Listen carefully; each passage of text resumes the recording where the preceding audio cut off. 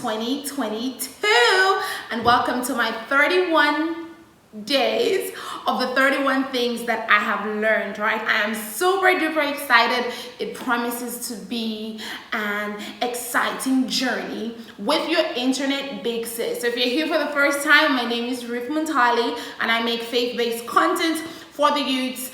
So if it affects a youth, we are talking about it. I believe that's what God has called me to do.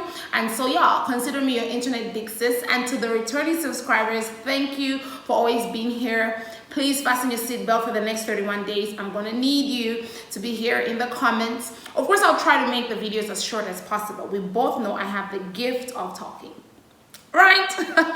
So I should have been here yesterday, but I had like some impromptu work to do, and I had scheduled my day in a way that it just didn't work. That could be our first lesson, procrastination or excuses, right? But I'm gonna spare myself, So I'm gonna kick it off with one of my biggest problems since today's my first video, and that's New Year's resolutions. Waiting for the new year to change. That's lesson number one, right? Let's talk about New Year's resolutions and waiting for a specific time to implement change. So I am sanguine by temperament, and that's going to be a lesson for another day.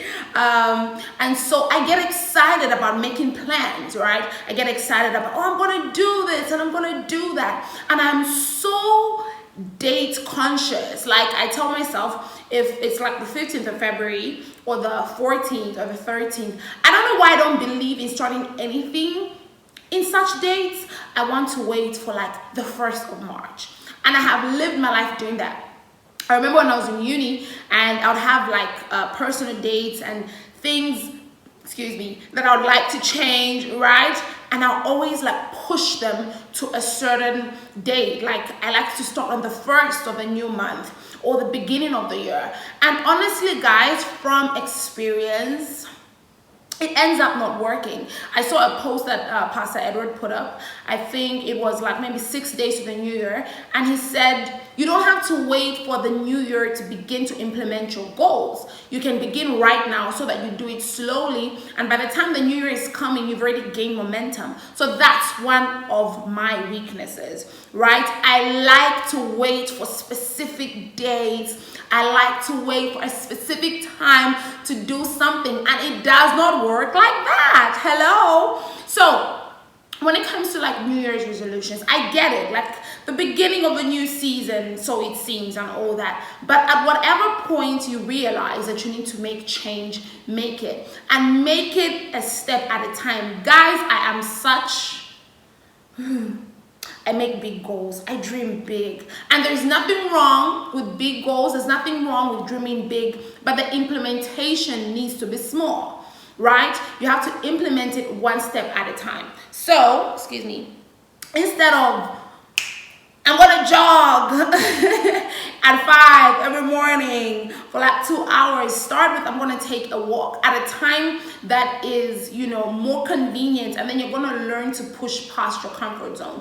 You cannot start from a place of having done nothing and just going really hard. It doesn't make sense. Even babies don't just start sprinting. They crawl, and then they begin to walk, and then they begin to run, right? So that's how implementing goals is. I've realized that the times of taking it one step at a time, little bit by little bit, I got more goals than when I have this big, huge chunk, write those big things without like step-by-step implementation. It's a lot of pressure. And sometimes the excitement just comes from talking about it. You just like, hey, I'm gonna, like people who are kind of close to me know I've been going on and on about my fitness journey for as long, right? And because I never put little practical steps to get it done, or I didn't believe in the fact that it's either small steps, I believe that it's all or nothing, right? So when I was on my fitness journey and then I got into internship and I couldn't continue going to the gym,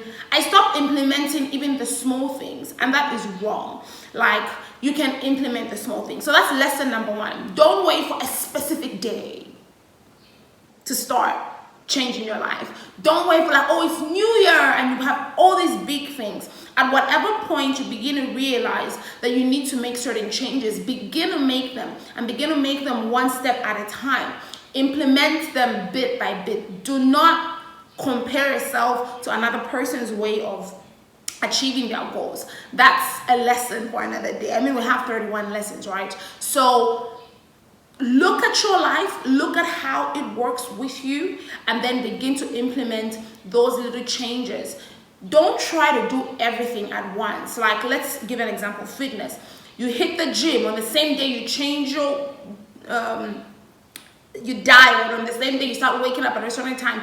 It's way too much change all at the same time. It's going to pressure you, and then you stop. But if you start, maybe this week I'm going to work on what I'm eating, then the next week I'm going to implement taking walks, and then the next week I'm going to do that one step at a time, you realize that that's more sustainable and you're able to achieve your goals. So that's today's lesson.